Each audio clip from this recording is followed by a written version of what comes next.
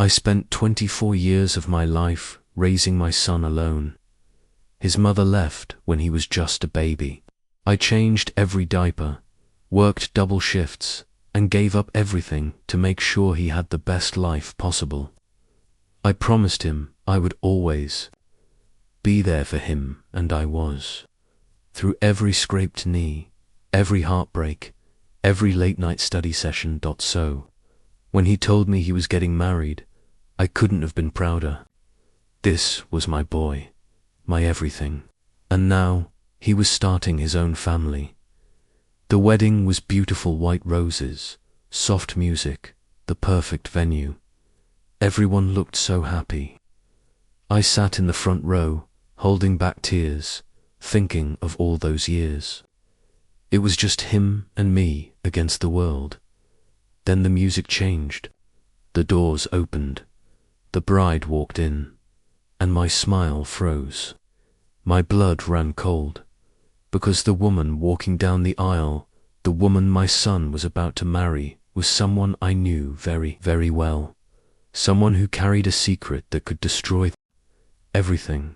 And at that moment, I realized this wedding was about to turn into a nightmare. Before we continue, please write in the comments which country you're watching this video from. Enjoy the story. My hands started trembling as the bride walked closer, her white gown glistening under the chandeliers. I couldn't breathe. I knew that face. It was Emily, not just any Emily, the woman I dated 2 years ago. The same woman who swore she wasn't ready for a relationship when she left me without a word. And now, she was marrying my son. My stomach churned as 1,000 questions hit me at once. Did she know? Did he know? Or was this some sick joke? Her eyes met mine for a split second as she walked down the aisle, and in that look, I saw it. She knew exactly what she was doing. My son smiled at her like she was his whole world. He had no idea. I gripped the edge of the pew so hard, my knuckles turned white. My chest burned with anger, betrayal, and fear all at once. Then the vow started. My son's voice was steady, full of love. But when Emily opened her mouth to speak, I couldn't take it anymore.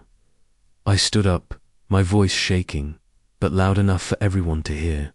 Stop the wedding. The entire room gasped.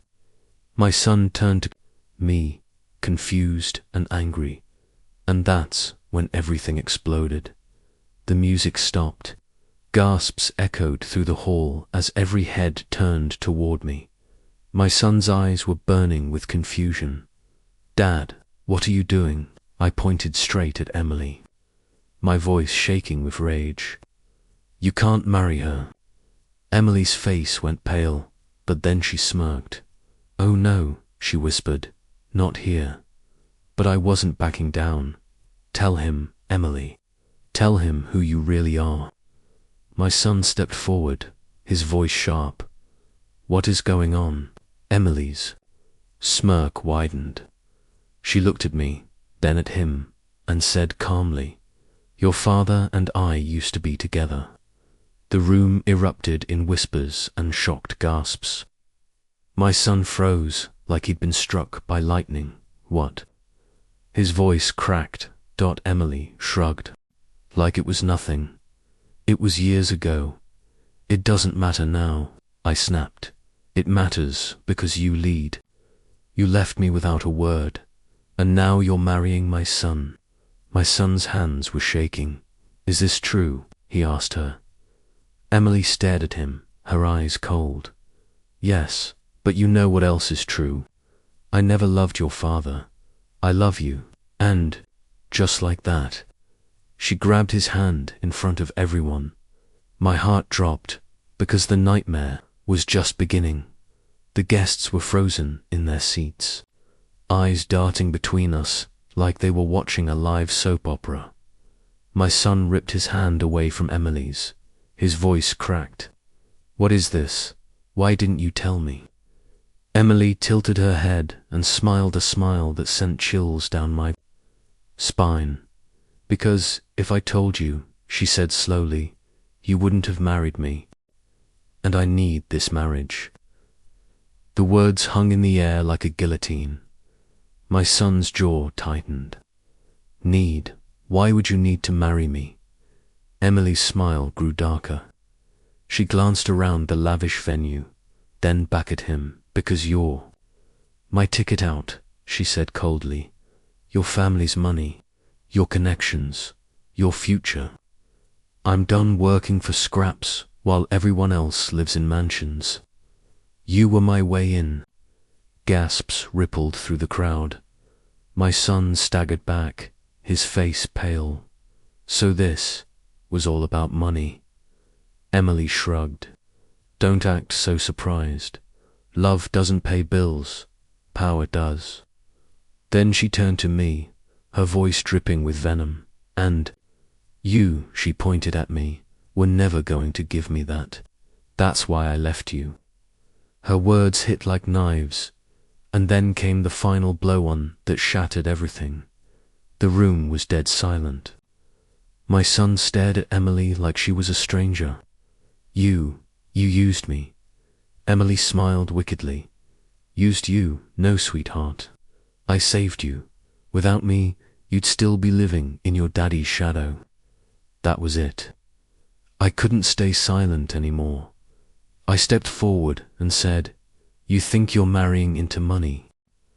Sweetheart, you picked the wrong family member. Emily froze. What do you mean? I smiled for the first time that night, a slow, deliberate smile.